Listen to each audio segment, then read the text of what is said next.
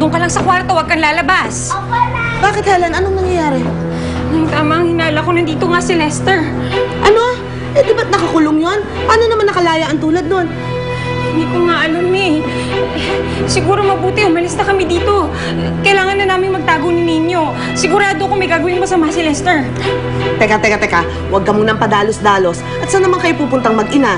Eh, mas ligtas pa nga kayo rito. Hindi ko na alam. Nay, sandali, pupuntahan ko lang si Ninyo, ha?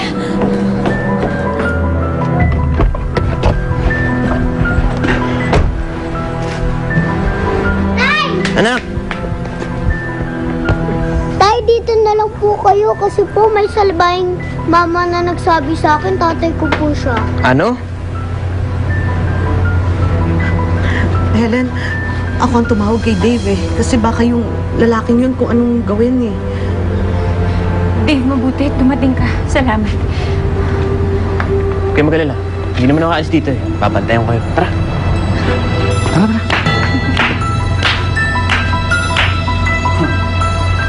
Ganda na tingnan ah. Para kayong ulirang pamilya. Ninyo, anak. Nay, Angke, ipasok mo muna sa inyo sa loob. Sige,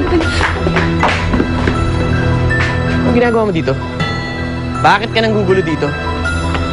May utang kayo sa akin eh. Maniningil lang ako. Mabuti pa umalis ka na dito. Hindi mo naman makuha ang anak ko sa akin. O masasaktan si Helen. Wow! Sweet! Sweet mo naman. Inalig ako ah. Bakit? Kayo na ba?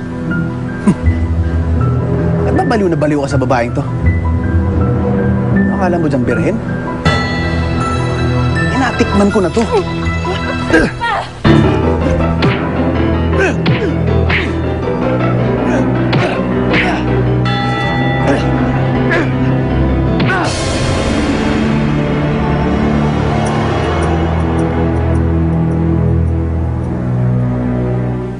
ka pupunta, Gwyneth? Gabi na ah. Sa party ni Candice. May nangyari ba sa kay Dave? Ano daw? Nasaan siya? Bakit, Nay? Hindi ka na makakaulit-ulit sa akin. I'm just here to party lang. Eh, pareho lang tayo ng dahilan kung bakit tayo nandito, diba? Tay, may importante po kasi akong project sa school. Di ba alam ng pamilya mo na ginagawa mo to? Palubog na yung karir mo, kaya ito na ginagawa mo ngayon. Ang mamibut ng mayamang lalaking susustento sa'yo. Eh, Kapitana, siya yung unang nanugod eh. Siya yung nanakit eh. Inaagaw niyo ang asawa ko. Wala kayong karapatan husgahan ng pagkatao ko.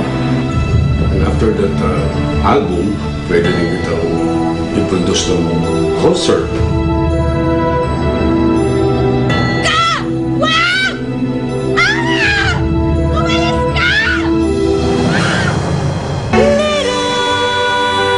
Napanood mo ang mga nakakaantig na tagpo sa Little Star. Hatid sa inyo ng